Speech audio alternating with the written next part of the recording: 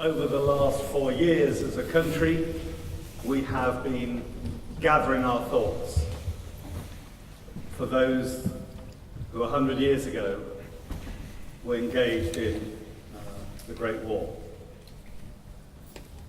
Never Such Innocence is a national charity that has come together over that 4 years to help build in schools and colleges an understanding anew about what the pain and loss that people felt might feel like again. And we were hugely fortunate to be invited by the Commonwealth War Graves Commission and Never Such Innocence to perform in front of the Prime Minister and various members of the armed forces earlier on this term. We weren't just performing anything, we were performing our work. And you're going to hear some of that work today. And some of that work was inspired by our performances at the War Graves Commission. And you'll hear some of that music and see some of the artwork today as well.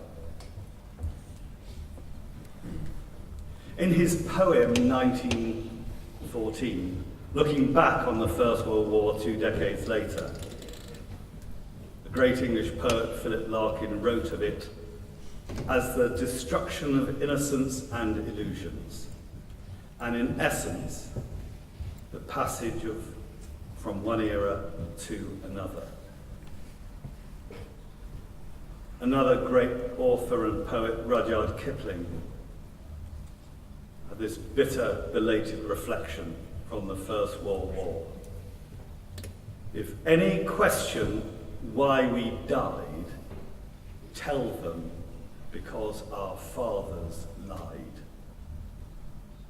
And there is still a sense of betrayal, both in our country and elsewhere in the world involved in that First World War, that it was utterly avoidable.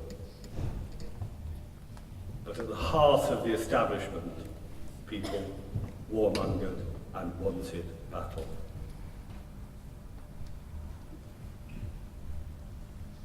The end of the war also reflected in new ways of describing the world, writing a new way, in a new language.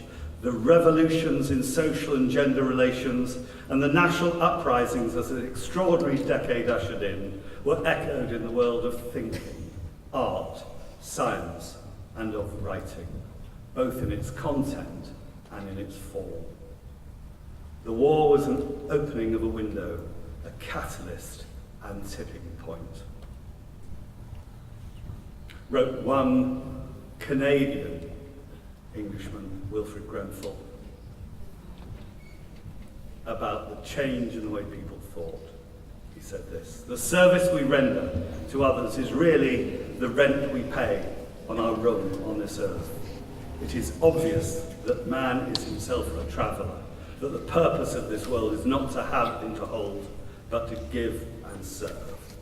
There can be no other meaning." And that is the spirit of our service this afternoon.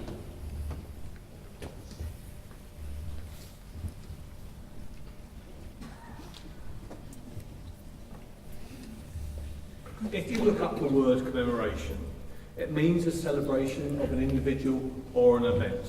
The word is about remembering and respecting.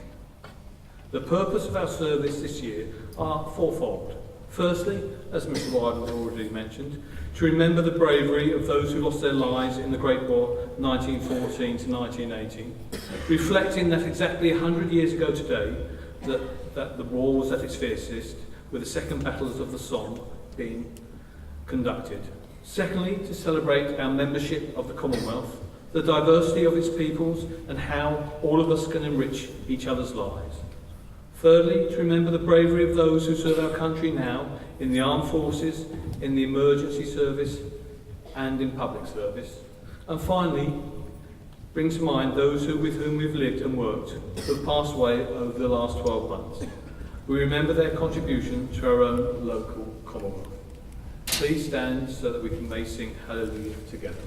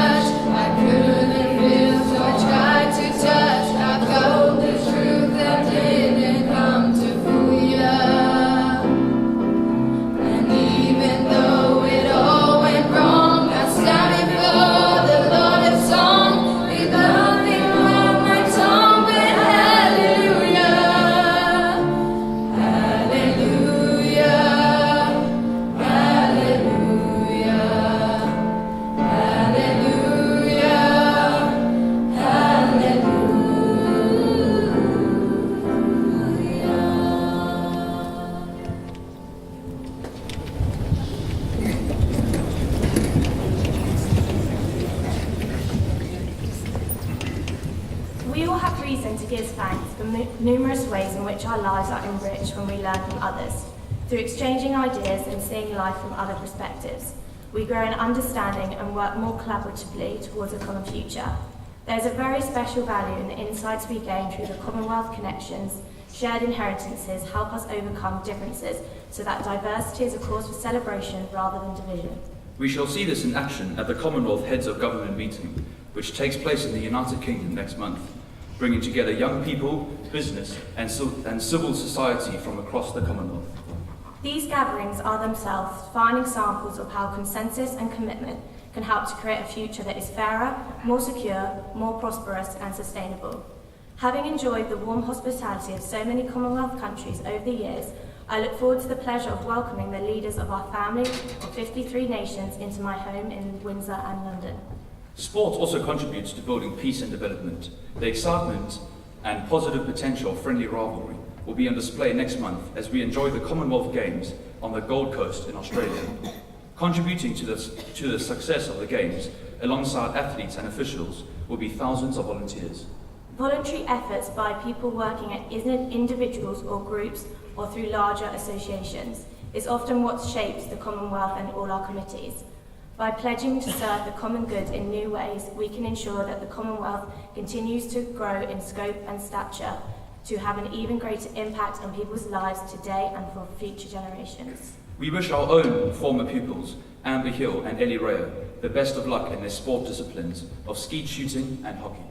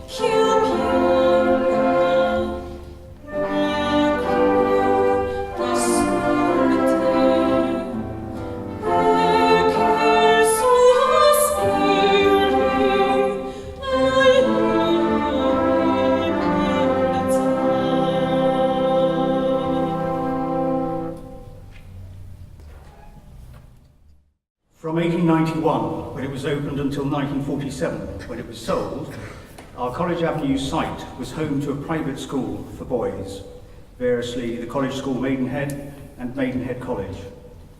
For most of those years, the college was owned by the Inglis family, but unfortunately, no formal records survive to tell us its story. Building on research started by Year 10 boys in Joppa Week, July 2014, and drawing on census, civil registration, military and other records, some 160 pupils, staff and family associated with the college have so far been identified, with 46 serving in some military capacity between 1914 and 1921. Of these, 12 are believed to have died while on service, their names being Errington Brewis, Robert Collier Brodie, Malcolm Shanks Carswell, Cyril Edward Cook, Victor Israel Heilbron, Charles William Homer, Percy Naylor, Henry Douglas Osborne, Ernest Peto, Sidney Edwin Bailey Thomas, Herbert Ashford Walford, and his brother Leslie Francis Walford. The youngest old boy to die was Private Ernest Peto, who was killed in action 100 years ago last Wednesday. Ernest's home was at Cannon Court Farm, Cannon Court Road, here in Maidenhead. But on the 21st of March 1918, he was in the forward zone of 43rd Brigade, 14th Division, 5th Army, in front of Bernay, southeast of St Quentin, on the Western Front. Alongside him were about 600 soldiers of the 6th Battalion Somerset Light Infantry. Behind the Somersets, by one of those serendipitous coincidences, in the battle zone stood 7th Battalion of the King's Royal Rifle Corps, also comprising about 600 soldiers, including my great-uncle, Rifleman John David Thurley. Confronting the British were the Germans, recently reinforced by 46 divisions transferred from the Eastern Front. At 4:40 in the morning of 21st of March 1918, the Germans launched Operation Michael, the first phase of the Kaiserschlacht, Ludendorff's spring offensive. Outnumbered 3-1, the Somersets were quickly overwhelmed. Those who survived were forced to retreat alongside the rest of the division until by 26th of March, the survivors were 30 miles west of Bernay at Teescourt. 14th Division had suffered grievously, being reduced from about 5,400 men to 1,500 in just 5 days of continuous fighting. At that point, the strength of 7th King's Royal Rifle Corps was just 5 officers and 140 other ranks. 6th Somerset Light Infantry had ceased to exist as an effective unit, comprising just 2 officers and 9 men. An entry in the battalion's war diary simply notes that 20 officers and 540 other ranks were lost on the 21st of March. Both Ernest and John were killed on that day. John was 19, Ernest 80. Neither has a known grave, but both names are commemorated on the memorial to the missing at Pozières, near Albert, northern France.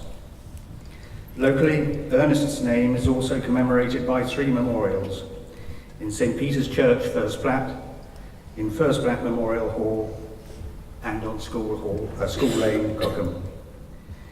Their names liveth forevermore.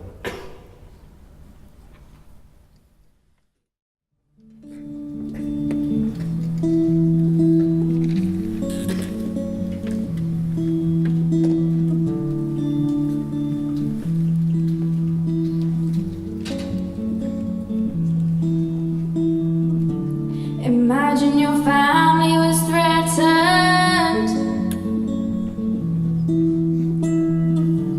Imagine you had to go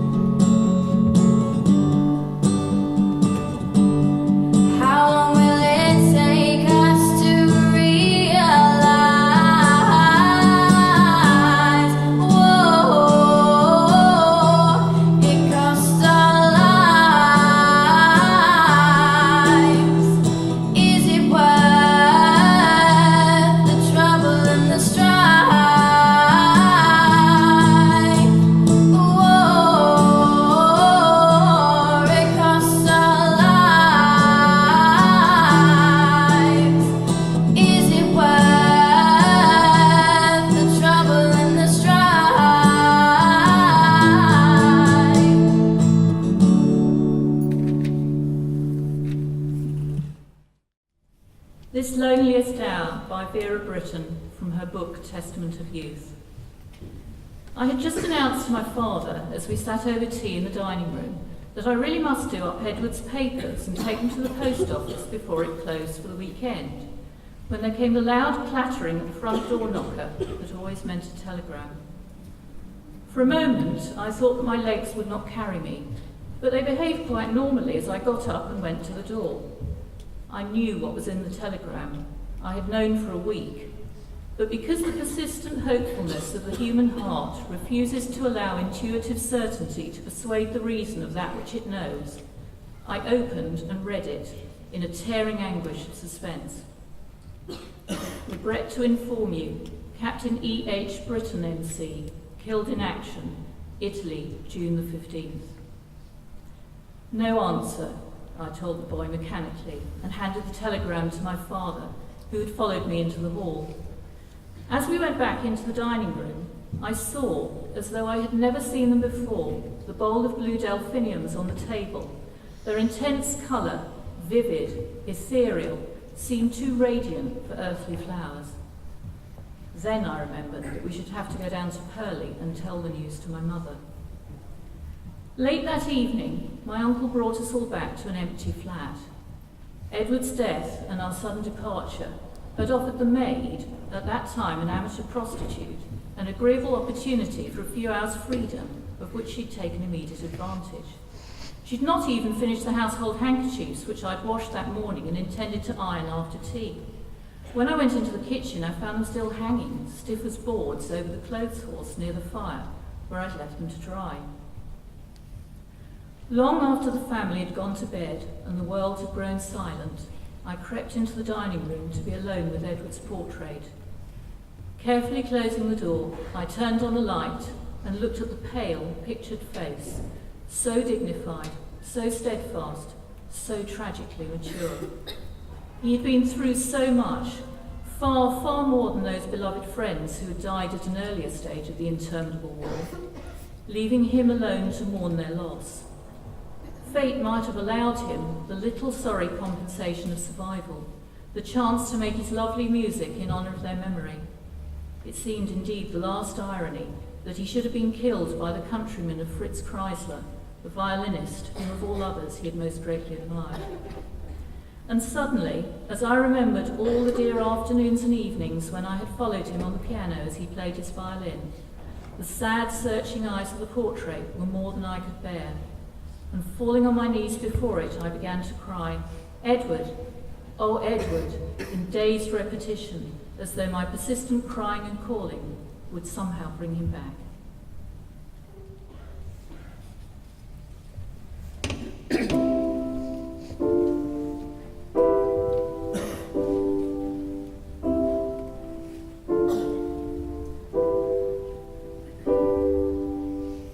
Sometimes I feel I need you, and I want you to come home, and then I realize you're not coming back this time.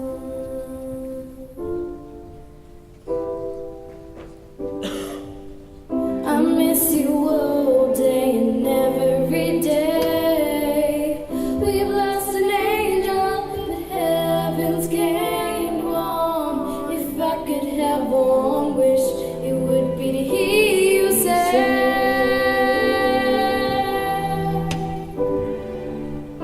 I love you, I'm so proud of you and everything you've done. So go on, I'll be brave, be strong, you'll be alright, even though I'm gone. I hide my tears when I say your name, but the pain in my heart is still the same. Although I smile and seem carefree, there's no one who misses you more than me.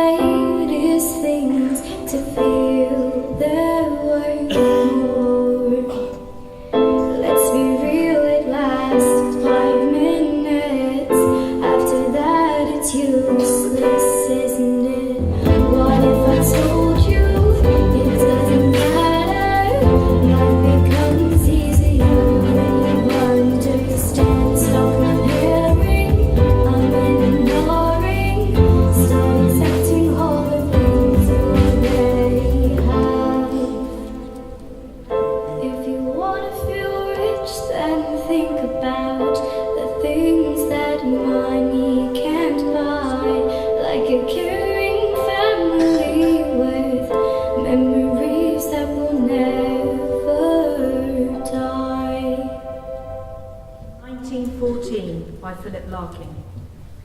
Those long, uneven lines standing as patiently as if they were stretched outside the Oval or Villa Park.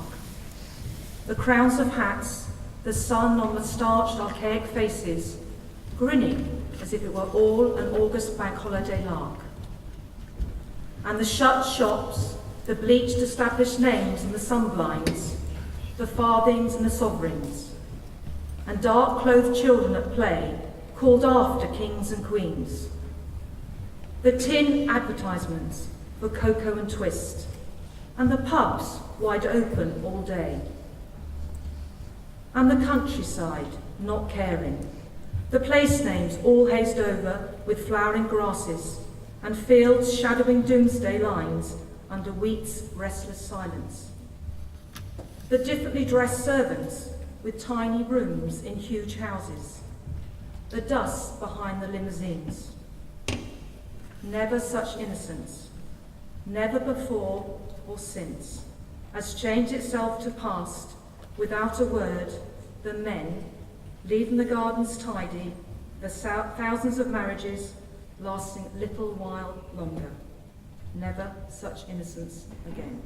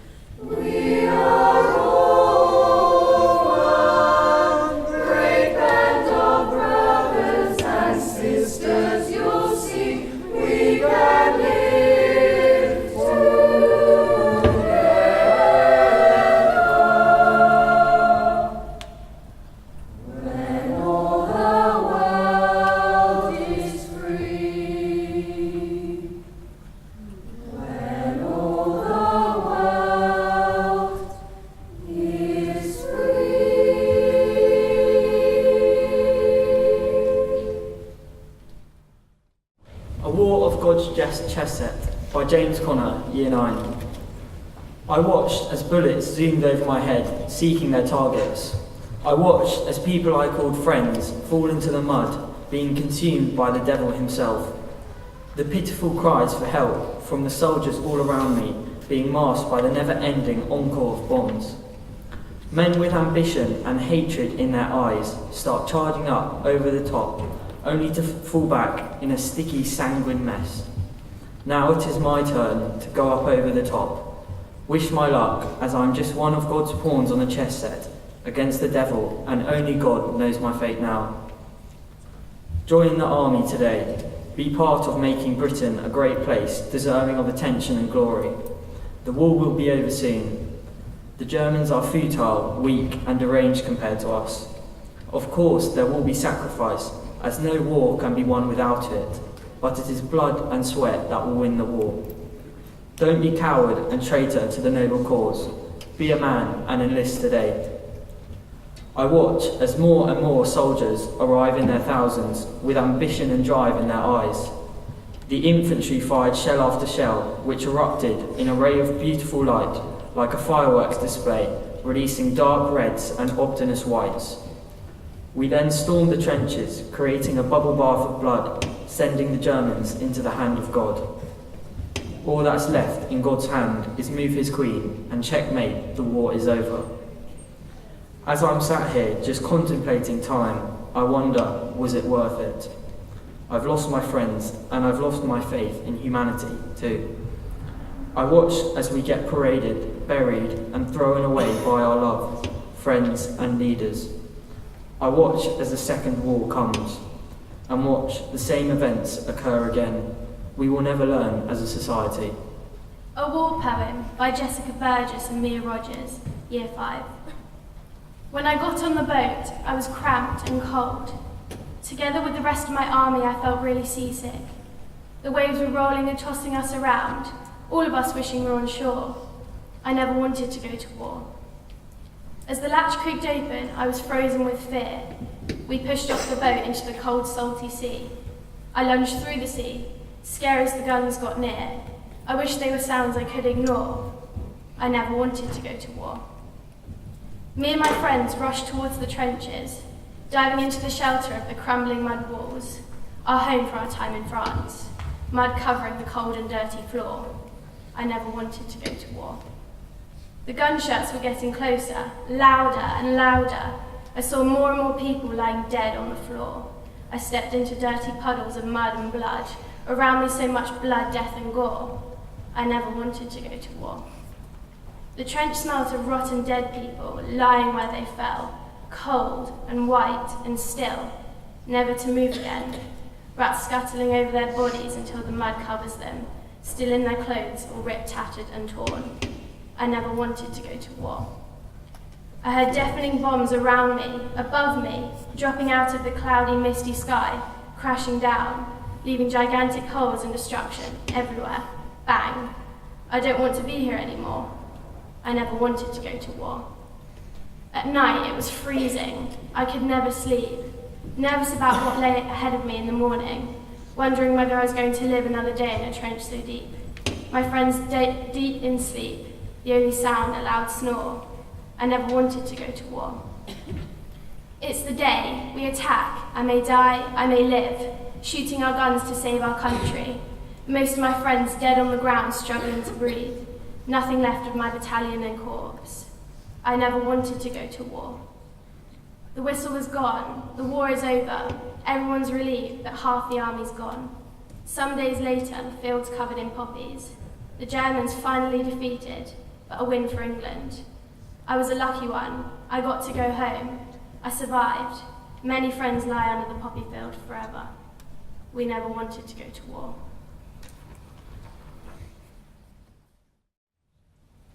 Oh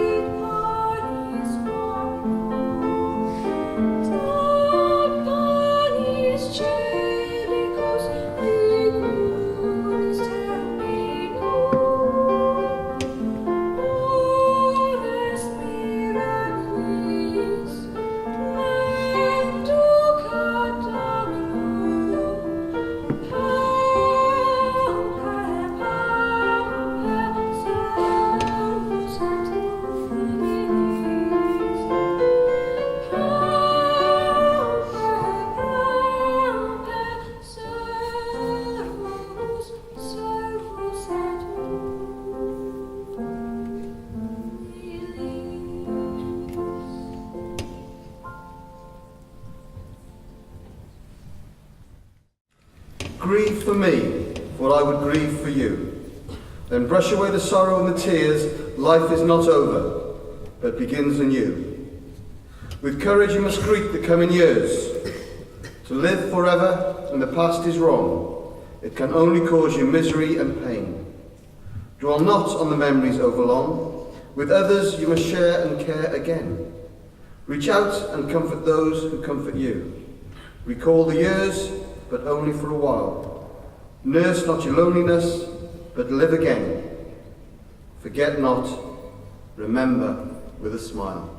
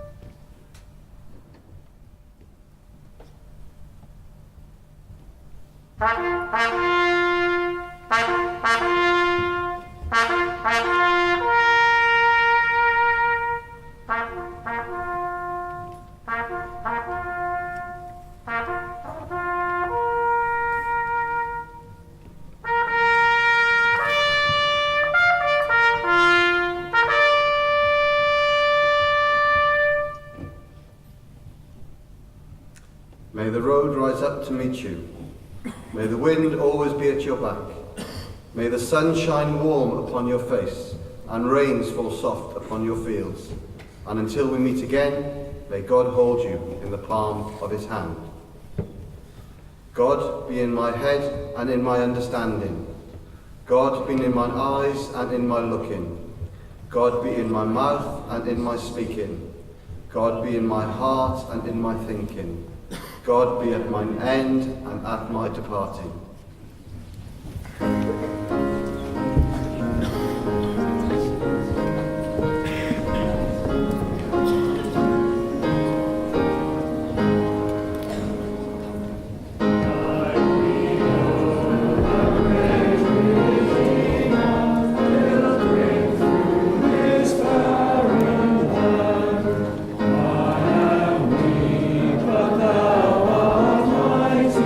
Holy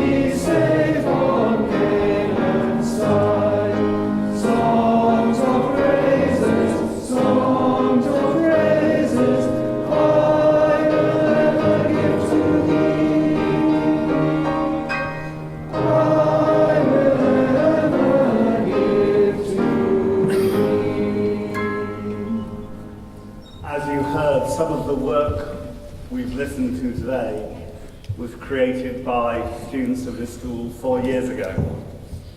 Some of it created this term. And next term, at the start, Year 10 historians, boys and girls, have the opportunity to go to the Salient to study further more of the First World War. Year 7, you'll remember at the start of this year that you were taken off to Clifton to understand a little bit more about the work of the National Trust. And you stood with me, with Mr. Richards, in the War Grave Cemetery there, alongside 40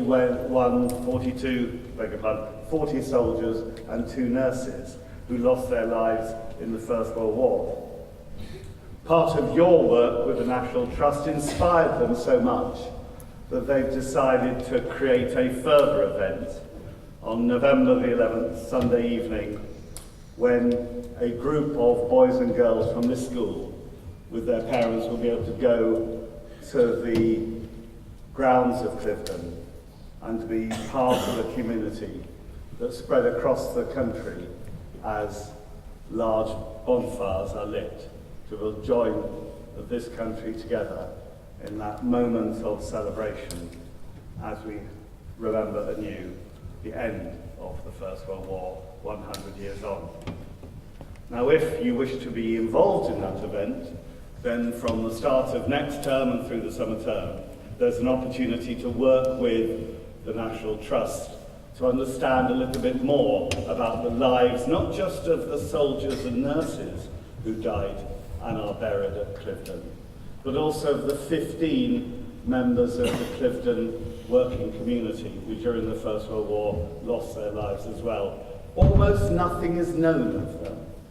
And the National Trust hope is that with your endeavours and with the help of the Maidenhead Civic Society, you'll be able to write a permanent memory down for the National Trust to give visitors to Clifton and to the War Graves Memorial there to give them some better insight into the lives of those who lived 100 years ago. I'm sure you'd like to join with me in thanking everybody today, particularly the readers, the poets, the artists, the musicians, the singers, for everything they've done to make our commemoration service this afternoon such a magical event. Well done.